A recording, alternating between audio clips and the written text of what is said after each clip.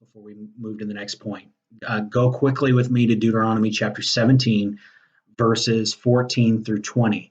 These were the principles for kings, the principles for becoming a king, and its attributes of being a good boss. These are things to look for. It says, when you come to the land in which the Lord your God is giving you, and possess it and dwell in it, and say, I will set a king over me like all the nations that are around me. You shall surely set a king over you whom the Lord your God chooses, one from among your brethren you shall set as king over you. You may not set a foreigner over you who is not your brother, but he shall not multiply horses for himself, nor cause the people to return to Egypt to multiply horses. For the Lord has said to you, you shall not return that way again, neither shall he multiply wives for himself, lest his heart turn away, nor shall he greatly multiply silver and gold for himself.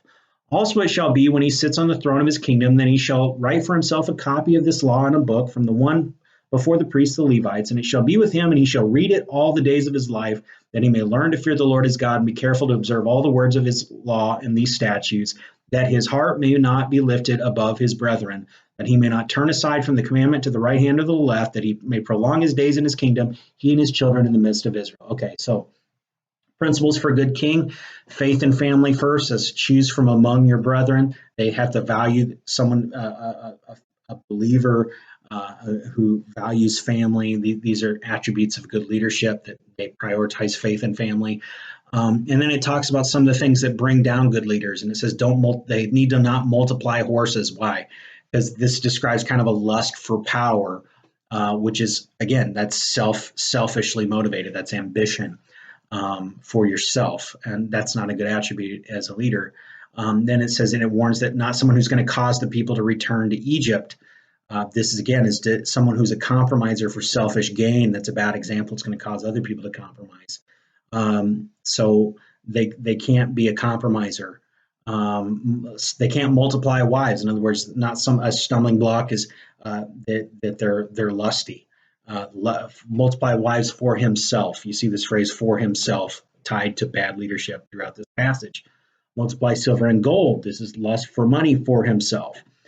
So if it's all self-focused, that's bad. Faith and family, good. Self-focused, bad. Lives by the word, good. And then it says that his heart may not be lifted up above his brethren. Are they in a position above you, worthy of respect and honor? Yes, but their heart should not be lifted up above others. Their heart should be to serve and lift other people up, not lift themselves up at other people's expense. Okay. All right, let's move on to our next point here. This is another quote from Jocko. It says, one of the most important jobs of any leader is to support your own boss, your immediate leadership. In any chain of command, the leadership must always present a unified front to the troops. A public display of discontent or disagreement with the chain of command undermines the authority of leaders at all levels. This is catastrophic to the performance of any organization. Okay, here's the principle of what he's communicating in terms of leaders and servers, leaders and workers, is you can't have an us versus them mentality. There is only us, okay? You and your leadership need to be on the same team. It's not you against them. It's not them against you. It's we're on the same team, and if we're going to cross that finish line, we do it together. 1 Timothy 6, 1 through 6 says, let as many bondservants as are under the yoke count their own masters worthy of all honor, so that the name of God and his doctrine may not be blasphemed. And those who have believing masters, let them not despise them because they are brethren, but rather serve them, because those who are benefited are believers and beloved. Teach and exhort these things. If anyone teaches otherwise and does not consent to wholesome words, even the words of our Lord Jesus Christ, and to the doctrine which accords with godliness, he is proud, knowing nothing, but is obsessed with disputes and arguments over words, from which comes envy, strife, reviling, evil suspicions, useless wranglings of men of corrupt minds and destitute of the truth, who suppose that godliness is a means of gain. From such withdraw yourself. Now godliness with contentment is great gain. This is talking about a Christian's relationship with their boss, with their authority figure. It says you should count your boss worthy of honor, and if you don't, then and if you're dishonorable or you don't count them, that's blasphemy of God's name and doctrine, is that disrespect for authority. Don't despise them, bringing them down to your level. but serve them because they're promoted by God, they're benefited and loved by God. They're your examples. With all their flaws, they're still your examples. So if you don't like being under them, make sure that you can learn from them what you need to instead of despising them and not learning anything and then just being stuck where you are. Um, Disrespect for authority is ungodly. Those who do not honor are proud and know nothing. They're argumentative. They're full of evil in their hearts, corrupt minds without truth. Stay away from them. It says so. You can't have an us versus them mentality. You need to have great respect for authority. Okay, so final point that we're going to talk about, and I know I've gone a little longer, but hang in there with me. This is an important one. So here's the question: what if the boss is wrong? What if? Okay, here's the first thing that you need to ask yourself in that situation, because we just said that within a chain of command, there's going to be disagreements, but it's important that you have a unified front, and you've always got to be in unity. The first question to ask yourself, if you think that the boss is wrong, here's the more pertinent question: what if you are? What if you're the one that's wrong? Here's some quotes from Jocko. If your boss isn't making a decision in a timely manner or providing necessary support for you and your team, don't blame the boss. First, blame yourself. Examine what you can do to better convey the critical information for decisions to be made and support allocated.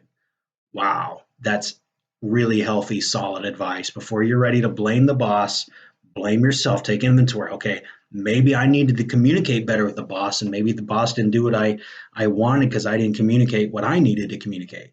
Personal responsibility, it's huge. Here's another quote: leaders in any chain of command will not always agree, but at the end of the day, once the debate on a particular course of action is over and the boss has made a decision, even if that decision is one you argued against, you must execute the plan as if it were your own.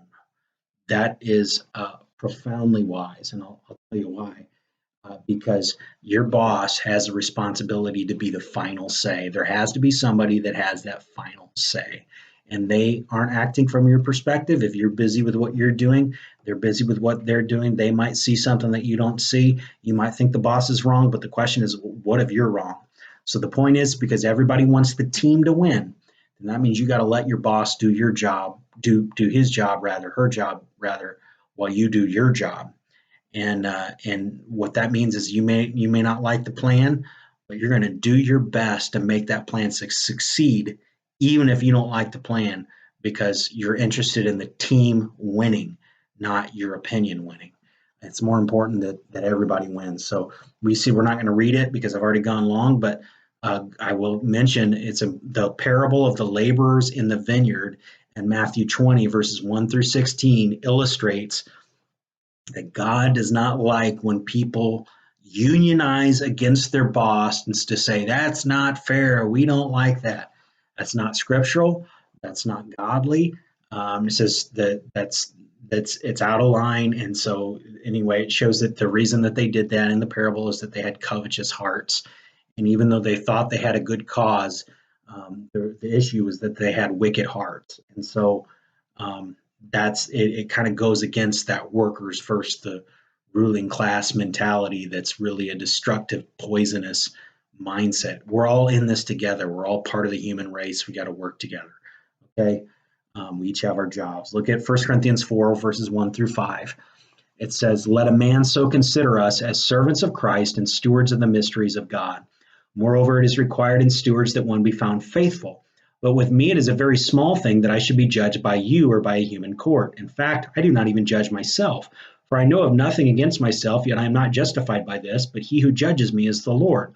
Therefore, judge nothing before the time until the Lord comes, who will both bring to light the hidden things of darkness and reveal the counsels of the heart. Then each one's praise will come from God.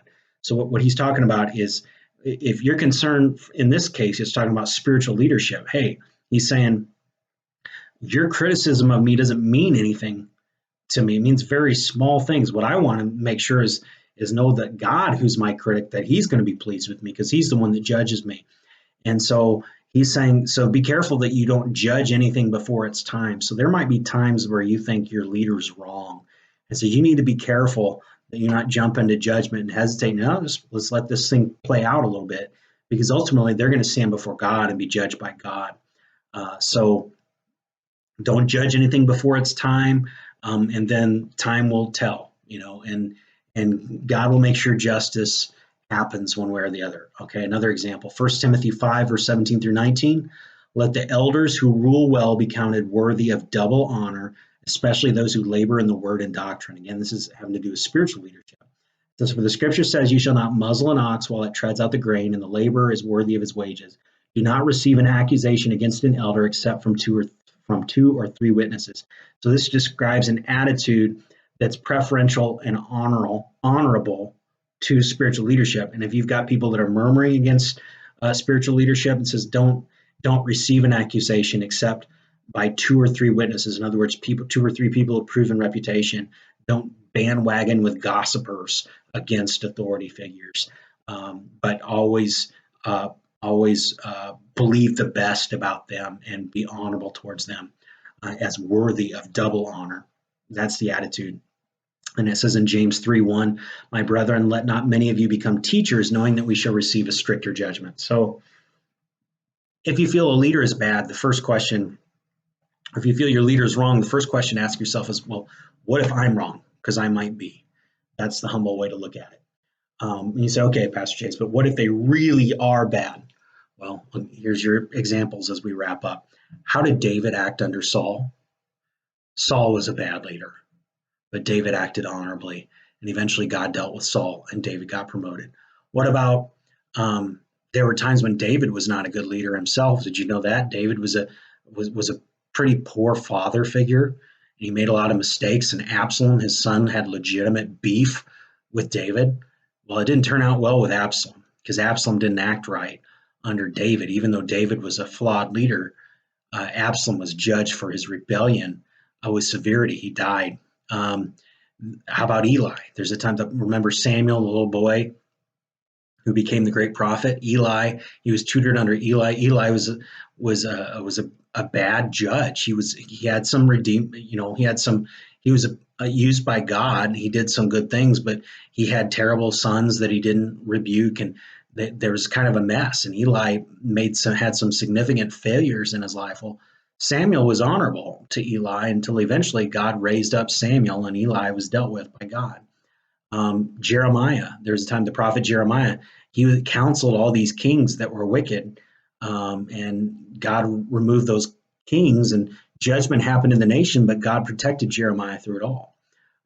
Joseph, God used Joseph under Pharaoh. So Pharaoh wasn't a good guy. Pharaoh didn't know God, but Joseph, how he acted under the king, led to promotion. Same with Daniel under the pagan king. So if they really are bad, you still conduct yourself in a godly way, and God will deal with them, and eventually God will promote you if you're honorable in how you serve. Last verses we're going to look at, then we'll be wrapping up. Again, I apologize, it's gone a little long, but I think I didn't want to speed through this too much because it's really important material. 1 Timothy chapter 5, this is the last verses we're going to look at for this video. 1 Timothy chapter 5, going to look at verse 21 through 22 and verse 24 through 25.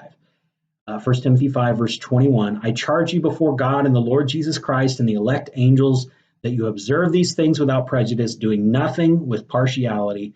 Do not lay hands on anyone hastily, nor share in other people's sins. Keep yourself pure. So in other words, it says don't be rash, don't be quick to judgment, don't be quick to accuse. Be very careful. Don't be prejudicial. Don't show partiality. Be patient. Let things play out. Verse 24 says, some men's sins are clearly evident, preceding them to judgment, but those of some men follow later. Likewise, the good works of some are clearly evident, and those that are otherwise cannot be hidden. In other words, it's all going to get exposed. If your leader's bad, they're going to get exposed. They're going to be judged by God. And if they did good and they didn't do anything wrong, or someone accuses you of something falsely, just keep doing the right thing. And as you do that, God will vindicate you. If you're a rascal, you're going to get caught. If you're a good guy, you're going to get vindicated if you've been slandered. So that's going to happen. So take courage if you feel like people around you aren't how they should be, that God's going to deal with it in the end. Just make sure that you do your part well. So, okay, recap to the whole thing of serving up and down the chain. Having authority does not mean being a know-it-all. You depend on others for skill, gifting, and information. Another thing we said is good authority figures communicate well and care. Thirdly, we said you can't have an us versus them mentality. There's only us. And then lastly, what if the boss is wrong? The better question is, what if you are? Wisdom is better than strength. God will protect and promote you. God will judge wicked leaders. In the meantime, keep yourself pure. All right, that's it for this lesson.